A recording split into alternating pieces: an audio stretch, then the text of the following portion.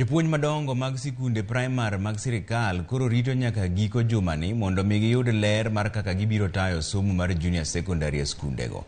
Maendi ne oyangi kod jakom mar riwruok mar jopuonj madongo mag primar Johnson Nzioka. Kaka jafombo marwa Judith Omondi lero, migawo mar somo dhi nyime kod nono ikruok mar skunde mondo mi oyang kaka gibiro tayo chenro no bende.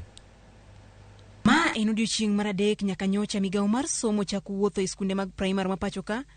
Wuoth mar neno ni bende skundego nitie kod ikruok makare mar chako somo mar junior secondary. Jakom mar riwruok mar jopuonj madongo mag primar Johnson Nzioka okwayo jopuonj madongo mondo mi ore nyaka giko jumani ma gibiro yudie chike makare ma owinjo gitigo e rwako jopuonjrego e grade mar 7.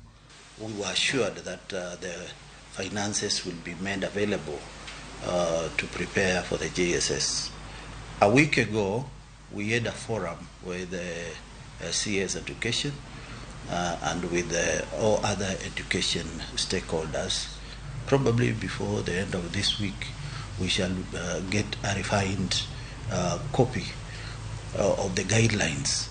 Ma biro e kinde mabende, ywak ne osewuok koa e skunde mopogore opogore ni onge wach moro amora ma giseyudo koa kuom migawo mar somo ewi kaka gidhi chwalo somo ne jopuonjre mag grade mar 7. Moko kuom skunde ma osewuothie kendo puodhi ochwalo dwaro margi kendo mago ma degi gomb mondo mi olosi.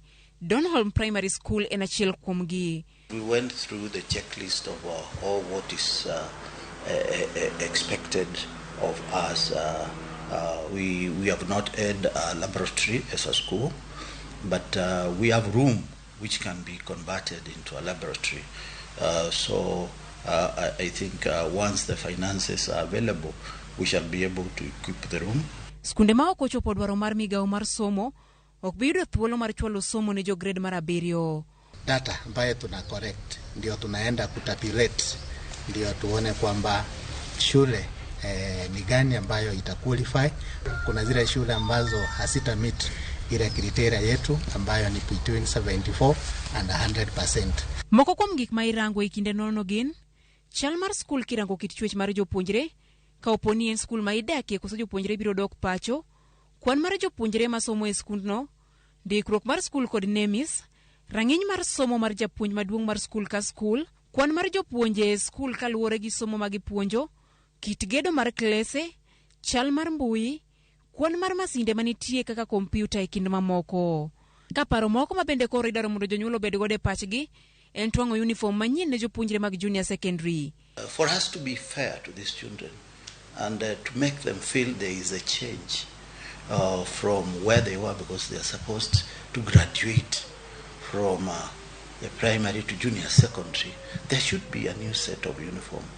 E sechegi bende moko kuom skunde mag ji giwegi e kaunti ma Migori bende koro koni chuno gi mondo migi yar badgi mar medo gige somo e skundegi. Wan gi classes to pok ne watieko gi.